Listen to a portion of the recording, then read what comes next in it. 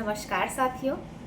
आज की सच्ची कहानी में मैं एक नई कहानी लेके आई हूँ जो छत्तीसगढ़ की है।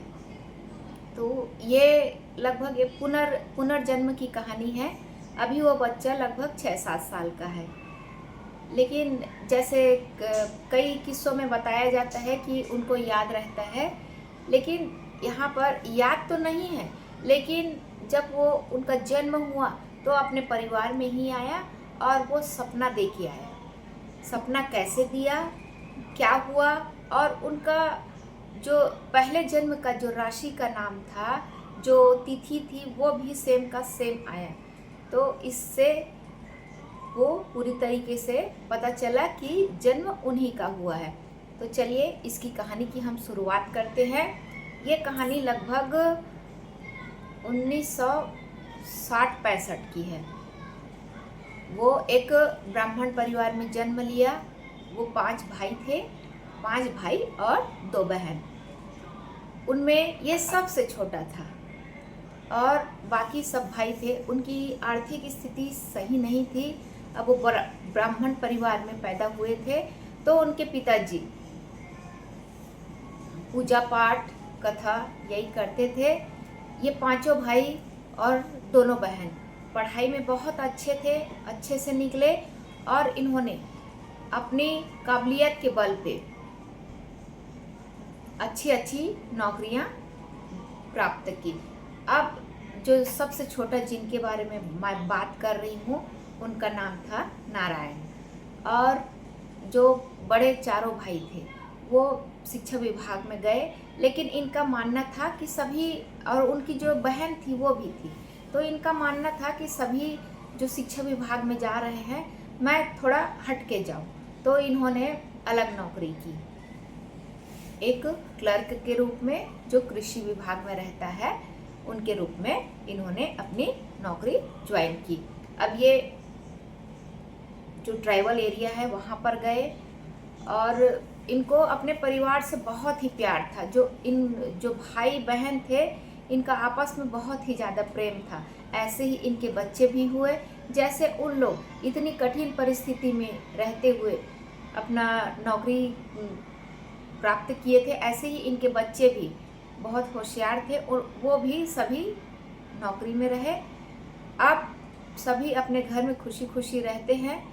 लेकिन एक समय ऐसा आया कि उनके यहाँ जो बड़े भाई थे, जो पूरे परिवार को एक सूत्र में बांध के रखते थे, उनका निधन हो गया। ऐसे देखते देखते उनके पिताजी का हुआ, फिर एक और भाई का, फिर एक और भाई, ऐसे करते करते लगातार उनके यहाँ 3 भाई और उनके पिताजी की मृत्यु हो गई। अब ये जो थे, अब कहा जाए कि जो पूरे परिवार को बांध के रखते हैं, उनमें से ही मुखिया हैं, वो चले गए, लेकिन उनकी जगह इन्होंने लिया। अब आर्थिक सहायता नहीं कहा जा सकता, लेकिन सबको बिल्कुल बांध के रखते थे। और ऐसे ही जहाँ पर उनका जन्म हुआ था, वहीं पास में ही उनके बड़े भाई की नौकरी थी। उनके भी बच्चे बीवी थे और वो उन लोगों से बहुत प्यार करता था। और उनकी हमेशा से इच्छा यही थी कि मैं इनके घर में, जो भाई है उनके घर में मैं अपना घर बनाऊं या फिर वहीं आस पड़ोस में शिफ्ट हो जाऊं। ये उनकी बहुत इच्छा थी, लेकिन वो इच्छा उनकी पूरी नहीं हो पाई। अब वो नौकरी में चले गए, एक जगह से दूसरे जगह गए, लेकिन उनका प्रेम अपने भाई और भाभी के प्रति और उनके बच्चों के प्रति प्रेम कम नहीं हुआ। तो उनको लगभग जो गांव का है उसको भी दे दिए, है ना, छोटा भाई है करके। लेकिन फिर भी उनको संतुष्टि नहीं मिली। वो हमेशा ही कहते थे कि मैं, जहाँ पर मेरे ये भाई रहते हैं, वो तीसरे नंबर के थे, तो वो भाई को बहुत प्रेम करते थे। तो उन्हीं के घर के पास में या फिर उनका जो घर है वो ऊपर छत में मैं अपना घर बनाऊंगा, यही हमेशा ही बोलते रहते थे। तो सब मजाक में ले लेते थे, हंसते थे मजाक में। लेकिन एक समय ऐसा आया कि बहुत ही अब कम उम्र बोला जाए, 52-53 साल की उम्र में ही उनकी मृत्यु हो गई। उनके भी बच्चे थे, एक लड़का एक लड़की, उनकी भी शादियां हो गई। अब उनका कहा जाता है कि मृत्यु के बाद भी, मृत्यु के समय जो भी इच्छाएं रहती है वो दूसरे जन्म में पूरा हो जाता है। तो ऐसा ही कहा जा सकता है कि उसके बाद उनकी फिर से उसके बाद वो लगातार अपनी भाभी को सपना देते रहे। अब जैसा भी है, क्योंकि उनको उनके प्रति बहुत ही ज़्यादा लगाव था, अपने भैया के प्रति, उनके पास रहने की, और उनकी इच्छा तो पूरी नहीं हो पाई। अब कहा जा सकता है कि उनकी ये इच्छा दूसरे जन्म में पूरी हुई। अब वो कैसे हुई? मैंने कहा कि उनका नाम नारायण था। अब वो नारायण पहले जन्म में नाम था। जब दूसरे जन्म में जन्म लिए तो उन्होंने पहले अपने भाभी को एक सपना दिया। सपने में भाभी को कहता है आधी रात के टाइम कि भाभी मुझे ये चीज़ दो, अब ये चीज़ दो। अब वो क्या मांगे? उसके बाद उसकी जो भाभी है वो ऐसे हाथ फैलाया हुआ था और उसकी भाभी ये लो करके उसको इस टाइप का देती है। ये चीज़ मैंने उनके साथ बात किया है, इसी कारण मैं इतने डिटेल में आपके सामने रख रही हूँ।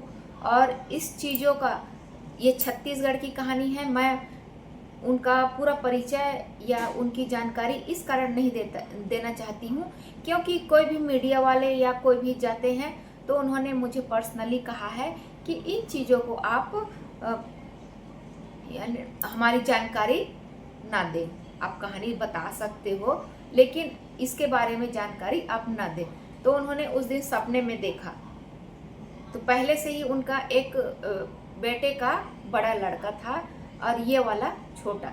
अब वो हुआ क्या, जब उन्होंने कहा कि भाभी मुझे दो, तो ऐसे हाथ फैलाया, उसकी भाभी ने सपने में ही ये लो करके दिया। तो जब वो सपने से जगी तो उसका हाथ वैसे ही था देने की मुद्रा में। फिर वो सपना हुआ, कुछ दिनों के बाद उनकी बहू है वो गर्भवती हो जाती है और जब गर्भवती होती है तो उनका जो बच्चा, जो लड़का पैदा हुआ, सेम उसी तारीख को, उसी तिथि को, और यहाँ तक का उसका जो जन्म का नाम होता है वो भी न से ही निकला पहले जन्म में। मतलब वो पूरी तरीके से, वो जो पहले जन्म में उनकी इच्छा पूरी नहीं हो सकी वो दूसरे जन्म में पूरी हुई। अब आप कहेंगे कि आप कैसे मान लिए कि जन्म उनका हुआ है? तो जो पिछले जन्म की उनकी आदत थी वो सेम टू सेम इस जन्म में भी आदत थी। कैसे? वो एकदम साफ सुथरा रहना पसंद करते थे, तो दूसरी जन्म में भी एकदम साफ सुथरा अप टू डेट जैसे तैयार होते। अभी वो छोटा सा है, 6-7 साल का बच्चा, उसको आप देखोगे तो बिल्कुल का वैसे अप टू डेट तैयार रहता है। घर में भी रहेगा बिल्कुल जूता, अपना हेयर स्टाइल किए हुए, और कपड़ा जैसे वो पहले जन्म में थे एकदम टिप टॉप रहते थे वैसे ही इस जन्म में भी। और इंग्लिश का उनको बहुत ज्ञान था, आज भी वो इंग्लिश वैसे ही बोलते हैं, और पढ़ाई में अच्छे होशियार थे वैसे वो भी होशियार। सिर्फ फर्क इस जन्म और उस जन्म का ये है कि उस जन्म में एकदम सांवले थे और इस जन्म में एकदम गोरे हैं। अब पिछले जन्म में उनको लगता था कि मैं सांवला हूँ, तो भगवान ने उनकी ये भी इच्छा पूरी कर दी। तो इस प्रकार से उसका दूसरा जन्म हुआ और उसी घर में जो जिस जगह चाहता था वहीं पर हुआ। तो इसको ये कहा तो इस प्रकार इसे देखा जाता है कि वो अभी बच्चा है, वो क्लास 2 में है और बिल्कुल वैसी है जैसे वो पिछले जन्म में थे। तो इस जन्म में उनका नाम भी न से रखा गया, और ब्राह्मण लोग अधिकतर जो जन्म का नाम है और जो चलन में नाम है ये अलग अलग रखते हैं, इस कारण उनका नाम नहीं बताए हैं लेकिन न से ही रखे हैं। तो इस तरह से ये जो हमारे छत्तीसगढ़ की है ये सत्य घटना है, और उनके रिक्वेस्ट करने के कारण ही मैं उनके बारे में जानकारी आपको नहीं बता पा रही हूँ, लेकिन ये बिल्कुल सत्य घटना है। मैंने उनसे मिला है, बात किया है, और वो आज भी उनको याद करते हैं। और उनकी जो पत्नी है वो भी, अब उन्हीं की दादी है, तो वो भी मिलने के लिए आती है, देखती है कि किस टाइप की है। और वो भी देख के दंग रह गई, क्योंकि उनको भी मालूम है, उनकी पत्नी थी, कि उनकी आदतें किस प्रकार थी। हाँ, आदतों में एक चीज़ है, वो कभी भी जब ब्रश किया करते थे तो एक साथ हम लोग करते क्या है, एक पेस्ट का उपयोग करते हैं, लेकिन उनका आदत क्या था, 2-3 प्रकार का जो पेस्ट है उनको लगा के ही ब्रश किया करते थे। हम लोग एक पेस्ट लगाएंगे, वो 2-3 ऐसे पेस्ट तो उस बच्चे की आदत भी ऐसी ही है, वो एक नहीं 3 पेस्ट लगा के ही करेगा। ऐसी बहुत सारी उनकी आदतों के बारे में बताए हैं। तो आपको ये कहानी कैसे लगी, इसको आप मेरे को ज़रूर बताइएगा। और जो कहते हैं कि पुनर्जन्म नहीं होता, पुनर्जन्म होता है, ये मेरे आंखों देखी है। और मनुष्य की जो इच्छाएं होती है वो दूसरे जन्म में पूरी होती है। अगर अधूरी इच्छा लेके जाते हैं तब की बात। तो आपको ये कहानी कैसी लगी, प्लीज़ कमेंट में ज़रूर बताएं। और इस कहानी को अपने दोस्तों के साथ ज़रूर शेयर करें। धन्यवाद।